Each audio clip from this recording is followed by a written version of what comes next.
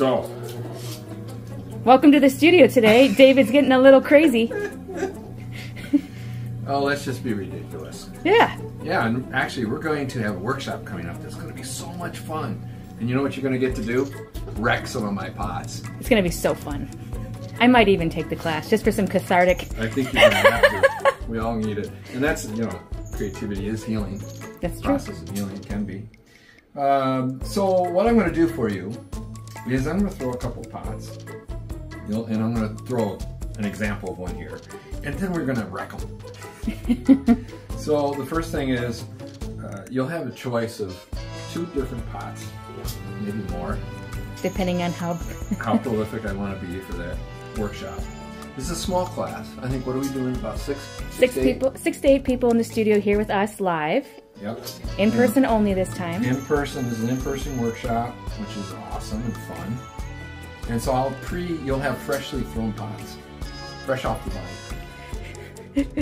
And there'll be various sizes: bottles, vases, bowls, jars, things like that. Vessels. I don't know what I'm doing right now. I'm mostly talking instead of actually going. So the idea is to remove the pressure of throwing a perfect pot. Yes.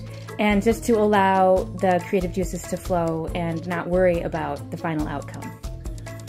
Yeah, for sure. I mean, we want to promote creativity, right? Yeah, create without fear. That's the hashtag. Use it, love it. Yeah, take the stress out of ceramics. Let's get messy for a while. It is a unique opportunity. I mean, it's a very unique opportunity because people are always considering these pots to be the end result, and it's really not. They can be, you know, strictly functional wear. Even functional wear, I think, you know, it's good to have that creative flow at any level.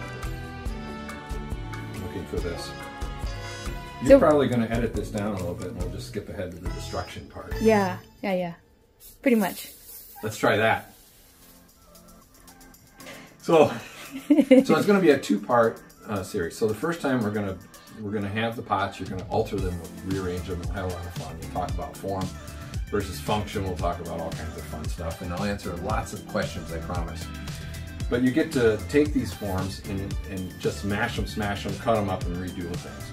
And then the second session will be finishing. We'll talk about different kinds of finishing techniques and presentation methods and ways of showing them. They can be on the wall. So this doesn't have to be a 3D piece that sits on a table. It can also be a 3D piece that sits on the wall. So we're going to talk about that kind of stuff too. It's super exciting because you're going to be able to do things like this to your pot. Uh-oh. Just mangle it. I want you to have fun, rearrange it, cut it up, and create something that's really interesting. Now, yours might be a little more dry than the ones I'm doing right now. They will be a little more dry. But the point is to let loose, create something unusual, something that's abstract. And look, I don't want you to get too caught up, and don't get too caught up in the idea of a sacrosanct pot. So I just made a vase, and now we've redone it. And now you can add texture to this, all kinds of different things. And you're probably asking, well, why? It was so beautiful before. Well, the reason is because we want to unleash your creativity. We want you to be able to create without fear. We want you to break the artist block that people have.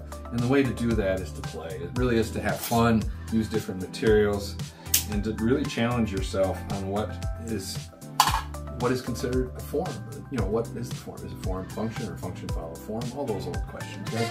But more importantly, we're just going to get together and we're going to have a lot of fun, and we'll learn from each other. We'll use various tools. I have hundreds of tools available in giant buckets. So maybe I made a wall-mounted abstract piece that then we'll paint or we'll glaze and create different things.